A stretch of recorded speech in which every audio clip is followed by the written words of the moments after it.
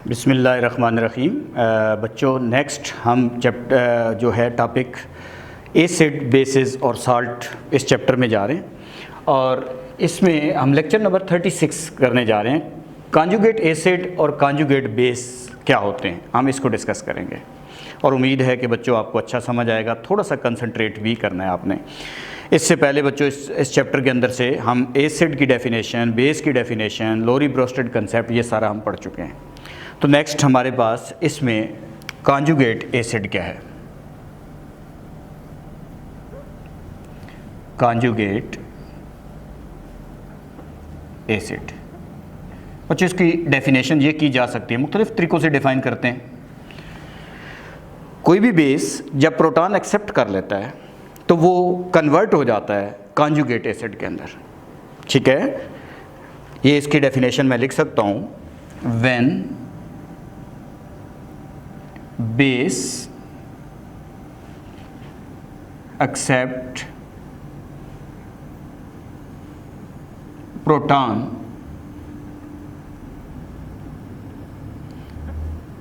it become conjugate acid of that base। जब हमारे पास कोई बेस प्रोटॉन एक्सेप्ट कर लेता है वो कॉन्जुगेट एसिड बन जाता है उस बेस का। या आसान वर्डिंग में हमें कोई रिएक्शन दिया हो, उस साइड पे जो प्रोडक्ट साइड पे पॉजिटिव चीज़ बनी होगी उसको कॉन्जुगेट एसिड कहते हैं। ठीक है, या जब बेस प्रोटॉन एक्सेप्ट कर लेता है उसके ऊपर पॉजिटिव चार्ज आ जाता है और जो पॉजिटिव चीज़ बनती है उसे कॉन्जुगेट एसिड कहते हैं। मैं अभी आपके सामने इसकी एग्जांपल भी दूंगा। तो ये हमारे पास एक डेफिनेशन तैयार हो गई। अब हम आते हैं कॉन्जुगेट बेस के ऊपर। कॉन्जुगेट बेस क्या होता है बच्चों? जब एसिड प्रोटॉन लूज करता है उसके बाद जो बाकी चीज़ बच जाती है उसको हम कॉन्जुगेट बेस बोलते हैं। जब एसिड प्रोटॉन लूज कर देता है और प्रोटॉन लूज करने के बाद वो नेगेटिव में कन्वर्ट हो जाता है, जो नेगेटिव चीज़ बन जाती है उस चीज़ को हम कॉन्जुगेट बेस बोल रहे होते हैं। इसकी डेफिनेशन हम क्या कर सकते हैं? When acid donate proton, when acid donate proton it become conjugate base of that acid। ये आता है जब हमारे पास एसिड प्रोटॉन डोनेट कर देता है तो वो कॉन्जुगेट बेस में कन्वर्ट हो जाता है of that acid. For example, मैं आपको दो एग्जांपल से ये चीज़ समझाने जा रहा हूँ बच्चों।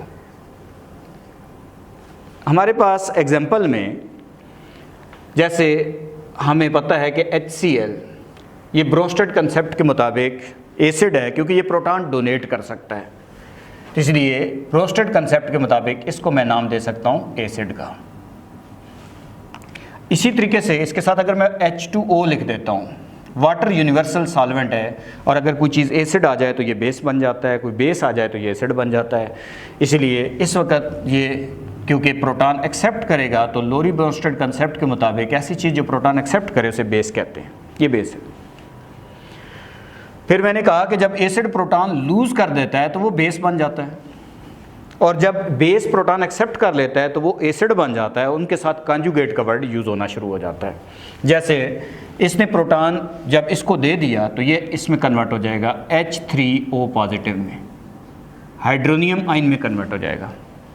तो जब बेस ने प्रोटॉन एक्सेप्ट कर लिया उसके बाद ये बन गया कॉन्जुगेट एसिड। पहले ये बेस था, जब प्रोटॉन गेन कर लिया तो ये कॉन्जुगेट एसिड बन गया। और जब वाटर ने प्रोटॉन HCl ने प्रोटॉन लूज कर दिया तो प्रोटॉन लूज करने के बाद जो बाकी चीज़ रह जाती है उस चीज़ को हम नेगेटिव फॉर्म में है तो इसको हम क्या नाम देते हैं? Conjugate base. Conjugate base. अब ज़रा थोड़ा सा डेफिनेशन की तरफ आते हैं कि देखें ये एसिड है बच्चों, इसने प्रोटॉन लूज़ करके ये कॉन्जुगेट बेस में कन्वर्ट हो जाता है। ये बेस है, प्रोटॉन गेन करने के बाद कॉन्जुगेट एसिड में कन्वर्ट हो जाता है। एक और चीज़ याद रखनी है, जो स्ट्रॉन्ग एसिड होता है वो हमेशा वीक कॉन्जुगेट बेस प्रोड्यूस करता है। इसी तरीके से अगर वीक एसिड होगा तो उससे बनने वाला जो बेस होगा वो स्ट्रॉन्ग होगा। इसी तरीके से बच्चों हम ये भी कह सकते हैं कि अगर बेस हमारे पास वीक है तो उससे बनने वाला कॉन्जुगेट एसिड स्ट्रॉन्ग होगा, और अगर बेस स्ट्रॉन्ग है तो उससे बनने वाला कॉन्जुगेट बेस जो है वो वीक होगा, क्योंकि strong acid weak conjugate base बनाता है, strong base weak conjugate acid बनाता है। तो ये हमारे पास इसका एक एग्जांपल से कंसेप्ट आ गया। एक और एग्जांपल हम देखते हैं। सपोज करें मैं आपको रिएक्शन दे देता NH3 plus water. Ammonia is more basic than water. Ammonia ज़्यादा बेसिक है वाटर से, इसलिए इस केस में अमोनिया बेस जो है वो प्रोटॉन एक्सेप्ट करेगा, इसलिए जो चीज़ प्रोटॉन एक्सेप्ट कर ले उसको हम क्या नाम देते हैं? बेस। लोरी ब्रोस्टेड कंसेप्ट के मुताबिक इसको हम नाम देंगे बेस, ब्रोस्टेड बेस कहलाएगा। ये प्रोटॉन लूज करेगा इसलिए इसको हम नाम देंगे एसिड का।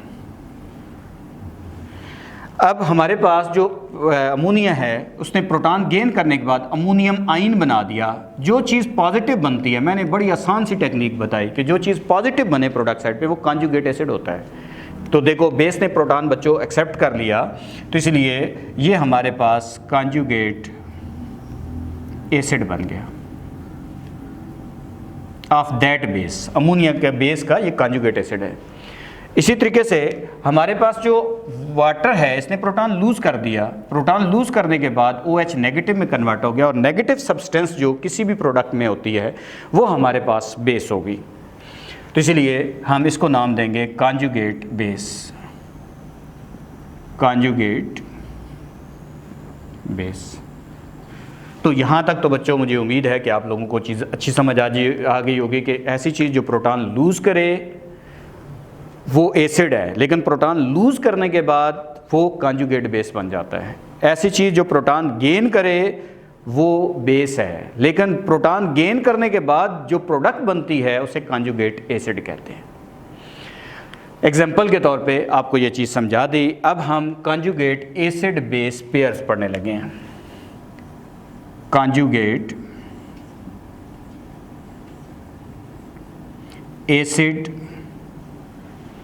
Base pairs. आपको पता जनरल रिप्रेजेंटेशन क्या है बच्चों? कॉन्जुगेट एसिड बेस की जनरल रिप्रेजेंटेशन ये है। सपोज कर लेते हैं मैं एसिड को A1 कह देता हूँ, जो ब्रोस्टेड एसिड है उसे A1 कह देता हूँ, और जो ब्रोस्टेड बेस है उसे मैं B2 कह देता हूँ। B स्टैंड फॉर बेस और 2 का लेबल लगा दिया। इससे बनने वाली चीज़ जो हमारे पास है, लाजमी बात है ए जब प्रोटॉन लूज़ कर देगा तो ये हमारे पास इस वक्त इसको हम नाम दे रहे हैं एसिड का, इसको हम नाम दे रहे हैं बेस का। जब ये प्रोटॉन लूज़ कर देगा एसिड तो ये बेस में चला जाएगा, और इसको जनरल रिप्रेजेंटेशन ये नाम दे देता हूँ कि ये मेरे पास B1 बन गया। और इसके साथ बाई प्रोडक्ट के तौर दूसरी जो चीज़ है ये आपके पास किस में कन्वर्ट हो गया? A2 के अंदर कन्वर्ट हो गया। अब कॉन्जुगेट एसिड से जो चीज़ बनी वो बेस है, इसलिए हम इसको नाम देंगे कॉन्जुगेट बेस, कॉन्जुगेट बेस। इसको क्या नाम देंगे? Conjugate acid, conjugate acid. तो एसिड से जो चीज़ बन रही है 1 लेबल के साथ वो कॉन्जुगेट बेस बन रहा है। जो बेस प्रोटॉन गेन कर रहा है तो वो किस में कन्वर्ट हो रहा है? कॉन्जुगेट एसिड के अंदर। तो ये जनरल रिप्रेजेंटेशन हमारे पास मौजूद है। जैसे मैं अगर आप इसको पेयर बनाऊं तो बच्चों इनका एक पेयर बन जाएगा। ये एसिड है और उससे बनने वाला ये कॉन्जुगेट बेस है, और ये एक और पेयर है, इससे बनने वाला जो बेस से बनने वाला सब्सटेंस है वो आपके पास जो है वो कॉन्जुगेट आपके पास एसिड कहलाएगी। अब इसकी कुछ स्पेसिफिक एग्जांपल्स हम अगर देखें तो हमारे पास 2 एग्जांपल और दी जा सकती हैं। एक एग्जांपल हम दोबारा से बच्चों अमोनिया वाली देते हैं। NH3 plus H2O reaction proceed करता है, अमोनियम आयन बनता है, और ये हमारे पास साथ बाई प्रोडक्ट के साथ जो चीज़ बनती है प्रोटॉन लूज़ करने के बाद ये बन गया। ये हम आपके पास इस वक्त क्या चीज़ मौजूद है बच्चों, इसको क्या नाम दोगे, बेस, इसको क्या नाम दोगे, एसिड, इसको क्या नाम दोगे, कॉन्जुगेट एसिड, कॉन्जुगेट एसिड, इसको क्या नाम देंगे, कॉन्जुगेट बेस। पेयर बना दें, तो पेयर की फॉर्म में अगर हम इसको लिखें तो बच्चों एक पेयर इन दोनों के दरमियान बनेगा, बेस से, वीक बेस है, स्ट्रॉन्ग कॉन्जुगेट एसिड बन रहा है। इसी तरीके से वाटर से, वाटर एसिड का काम कर रहा है, तो इसलिए ये किस में कन्वर्ट हो रहा है, एसिड जो है वो कॉन्जुगेट बेस के अंदर कन्वर्ट हो रहा है। एक और एग्जांपल, अगर वाटर के ही 2 मॉलिक्यूल में यूज़ कर लेता तो बच्चों इनमें से एक मॉलिक्यूल एसिड का काम करेगा और एक मॉलिक्यूल बेस का काम करेगा, जैसे ये रिएक्शन है मेरे पास। अब इनमें से जो एसिड का काम करेगा वो प्रोटॉन लूज़ करेगा, जो बेस का काम करेगा वो प्रोटॉन एक्सेप्ट करेगा। अब सपोज करते हैं इसको मैं अगर एसिड कह देता हूँ तो ये क्या होगा, बेस, और ये क्या चीज़ बनी, मैंने कहा था पॉजिटिव चीज़ को कॉन्जुगेट एसिड कहते हैं, ये कॉन्जुगेट एसिड है। ये क्या चीज़ है, कॉन्जुगेट बेस है। अब इनके पेयर्स बनाएं तो हमारे पास इसके पेयर्स क्या बनेंगे, इन दोनों के दरमियान एक पेयर बनेगा, ये एसिड है, उससे बनने वाली चीज़ जो है वो कॉन्जुगेट बेस है। ये बेस है, उससे बनने वाली चीज़ कॉन्जुगेट एसिड है, ये इन दोनों के दरमियान पेयर बन गया। तो ये एसिड बेस पेयर हमारे पास है जी, कॉन्जुगेट एसिड बेस पेयर। इसी तरीके से एक छोटी सी हेडिंग बुक में नज़र आ रही है, identification of conjugate acid base. तो बच्चों उसमें बहुत सारी उसने नीचे बुक में एग्जांपल दी हुई हैं, मैं चंद एग्जांपल उनमें से लिख देता हूँ। मैं कहता हूँ इसमें से बता दो, आइडेंटिफाई कर दो कौन सा एसिड है, कौन सा बेस है। तो मैंने बड़ी आसान सी टेक्निक बताई कि जो पॉजिटिव चीज़ बनी होगी प्रोडक्ट साइड पे उसे कॉन्जुगेट एसिड कहना है, और जो नेगेटिव चीज़ बनी होगी उसे कॉन्जुगेट बेस कहना है। जैसे हम एग्जांपल पे आते हैं, चंद एग्जांपल इसके अलावा, कि अगर सपोज करें इस तरह की कोई एग्जांपल आ जाती है, मेरे पास है वाटर, उसका रिएक्शन वो कहता है कि हम कर देते हैं CO3-2 से। अब ये जब कन्वर्ट होता है तो ये प्रोटॉन लूज़ करता है, तो HCO3 नेगेटिव, अब यहाँ पे भी नेगेटिव बन गया, इसने प्रोटॉन लूज़ कर दिया। बच्चों ये प्रोटॉन लूज़ कर रहा है, ये एसिड है, इसने प्रोटॉन गेन कर लिया, ये बेस है। और जब इसमें प्रोटॉन नहीं आ रहा था, इधर प्रोटॉन आ गया, प्रोटॉन ऐड हो गया, तो बज़ाहिर देखो ये हमारे पास बच्चों पॉजिटिव चीज़ नज़र नहीं आ रही है इस केस में। तो इस केस में हमें क्या याद रखना है कि इसमें प्रोटॉन ऐड हो रहा है, तो प्रोटॉन ऐड हो रहा है तो ये कॉन्जुगेट आपके पास क्या कहलाएगा, कॉन्जुगेट एसिड, क्योंकि जो चीज़ प्रोटॉन गेन कर लेती है वो कॉन्जुगेट एसिड में कन्वर्ट हो जाता है। और साथ ही इसने प्रोटॉन लूज़ कर दिया, तो लूज़ करने के बाद OH नेगेटिव में ये कन्वर्ट हो जाएगा। तो ये हमारे पास जिसने प्रोटॉन लूज़ कर दे, लूज़ करने के बाद जो प्रोडक्ट बनती है उसको हम कॉन्जुगेट बेस का नाम देते हैं। जब एसिड प्रोटॉन डोनेट कर देता है उसके बाद जो बाकी चीज़ बच जाती है उसको कॉन्जुगेट बेस कहते हैं। जब बेस प्रोटॉन एक्सेप्ट कर लेता है तो जो चीज़ बन जाती है उसे कॉन्जुगेट एसिड कहते हैं। अब हमारे पास इस तरह की एग्जांपल अगर सपोज करें, ये एग्जांपल आ जाए, HClO4 पर क्लोरिक एसिड है, इसका रिएक्शन वाटर से कर दें।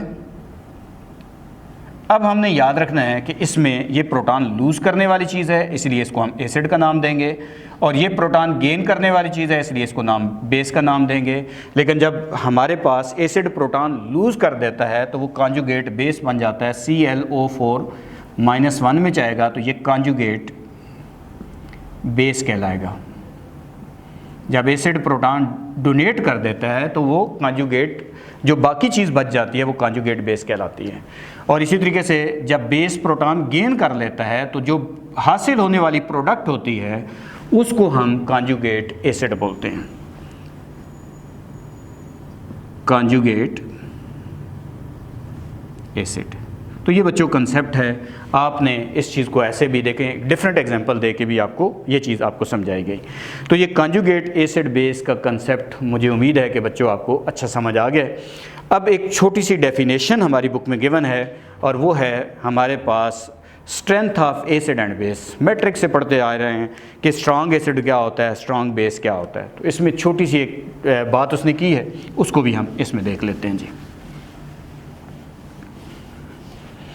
तो टॉपिक हमारे पास है नेक्स्ट जो है strength of acid and base.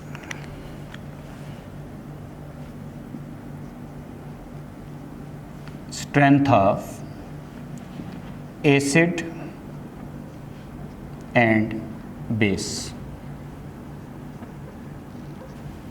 Strength of acid and base में हमने ज़हन में रखना है कि बच्चों एसिड क्या है, एसिड की स्ट्रेंथ क्या है। Ability of substance to donate proton, ability of a substance to donate proton is called acidic strength या स्ट्रेंथ ऑफ एसिड। ठीक है, इसलिए अगर मैं आपसे कहूँ स्ट्रेंथ ऑफ एसिड को ज़रा डिफाइन कर दें तो इसकी कोई आपको पता है, जितनी डिग्री ऑफ आयनाइजेशन ज़्यादा होती है इतना ज़्यादा स्ट्रॉन्ग एसिड होता है, यानी जितना एसिड जल्दी प्रोटॉन लूज़ करता है इतना स्ट्रॉन्ग एसिड होता है। स्ट्रेंथ ऑफ एसिड क्या है, ability of acid to donate या ability of a substance to donate proton is called strength of acid. Ability of acid या substance to donate proton is called strength of acid या acidic strength भी बोलते हैं इसको। Strength of acid या acidic strength, यानी जो acid जितना जल्दी प्रोटॉन लूज़ करता है वो इतना ज़्यादा स्ट्रॉन्ग एसिड होता है। स्ट्रॉन्ग एसिड की चंद एग्जांपल याद कर लें बच्चों। फॉर एग्जांपल में स्ट्रॉन्ग एसिड की एग्जांपल याद करवा रहा हूँ, और स्ट्रॉन्ग एसिड कौन कौन से हैं, चंद एग्जांपल तो हमें आनी चाहिए। स्ट्रॉन्ग एसिड्स HClO4, ये बुक में नाम यूज़ हुआ है, इसे पर क्लोरिक एसिड पढ़ते हैं। HCl, H2SO4, HNO3, ये कॉमन एसिड बता रहा हूँ बच्चों, ये स्ट्रॉन्ग एसिड है आपके पास। अगर वीक एसिड कभी पूछ ले कोई यार, तो वीक एसिड भी याद है, तो वीक एसिड हम देख लेते हैं, चंद के नाम याद कर लेते हैं। वीक एसिड जो जल्दी प्रोटॉन लूज़ नहीं करते, जिनकी आयनाइजेशन वाटर के अंदर बहुत कम है, डिग्री ऑफ आयनाइजेशन उनकी बहुत कम है, पानी में उनको ऐड करोगे तो आसानी से प्रोटॉन लूज़ नहीं करेंगे, तो उनमें वीक एसिड में कौन कौन से आ जाते हैं बच्चों। कार्बोनिक एसिड वीक एसिड में आता है। इसी तरीके से अगर हम देखें कार्बोनिक एसिड के अलावा फास्फोरिक एसिड H3PO4, ये भी वीक एसिड में आता है। कार्बोनिक एसिड हो गया, फास्फोरिक एसिड हो गया, ऑर्गेनिक एसिड जितने भी हैं बच्चों उनको भी हम वीक एसिड ही कंसिडर करते हैं, जैसे एसिटिक एसिड हो गया, कंपैरिजन में ये वीक एसिड होते हैं। सो ऑन बहुत सारी एग्जांपल दे सकते हैं। तो स्ट्रेंथ ऑफ एसिड आपको पता चल गई कि बेसिकली किसी भी एसिड की वो एबिलिटी है जिससे वो प्रोटॉन लूज़ करता है, जितनी ज़्यादा आसानी से वो अपने प्रोटॉन को लूज़ करेगा उसकी एसिडिक स्ट्रेंथ इतनी ज़्यादा होगी। अब हम स्ट्रेंथ ऑफ बेस की ज़रा एक लाइन याद कर लेते हैं। स्ट्रेंथ ऑफ बेस क्या होगा।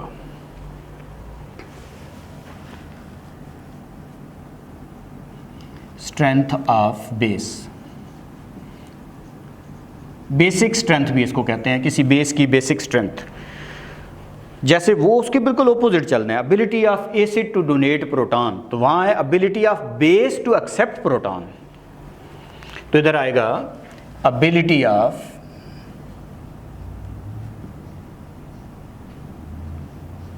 बेस या substance to accept proton is called strength of base, is called strength of base। यानी जो बेस जितना जल्दी प्रोटॉन गेन करेगा वो इतना स्ट्रांग बेस होगा। स्ट्रांग बेसिस चंद याद कर लें। फर्स्ट ग्रुप एलिमेंट के बेसिस स्ट्रांग होते हैं बच्चों, अल्कली के बेसिस जो अल्कली हैं वो स्ट्रॉन्ग बेसिस हैं। उनमें हम एग्जांपल याद कर लेते हैं। NaOH स्ट्रॉन्ग बेस है बच्चों। अच्छा जी, CaOH स्ट्रॉन्ग बेस है। इसी तरीके से हमारे पास अगर हम देखें तो सीजियम का हाइड्रोक्साइड स्ट्रॉन्ग बेस में आता है। ये हमारे पास फर्स्ट ग्रुप एलिमेंट के basis as compare to second group element. वैसे सेकंड को भी हम स्ट्रॉन्ग बेसिस में ही कंसिडर करते हैं। जैसे मैं कहूँ मैग्नीशियम हाइड्रोक्साइड या कैल्शियम हाइड्रोक्साइड, तो बच्चों वो भी स्ट्रॉन्ग बेसिस ही होते हैं। तो ये आपके पास स्ट्रॉन्ग बेसिस हैं। वीक बेसिस कौन से हैं बच्चों? वीक बेसिस में हमारे पास हमें याद कर लेना है, अमोनियम हाइड्रोक्साइड वीक बेस है, अल्मुनियम हाइड्रोक्साइड वीक बेस है, जिंक हाइड्रोक्साइड वीक बेस है। फर्स्ट ग्रुप और सेकंड ग्रुप एलिमेंट के बेसिस को छोड़कर आप बाकियों को आम तौर पर वीक बेस कंसिडर करते हो। ये आपके पास वीक बेसिस हैं। तो उम्मीद है बच्चों कि आपको आज का लेक्चर अच्छा समझ आया होगा। तो इंशाल्लाह नेक्स्ट लेक्चर में हम नया टॉपिक पढ़ेंगे।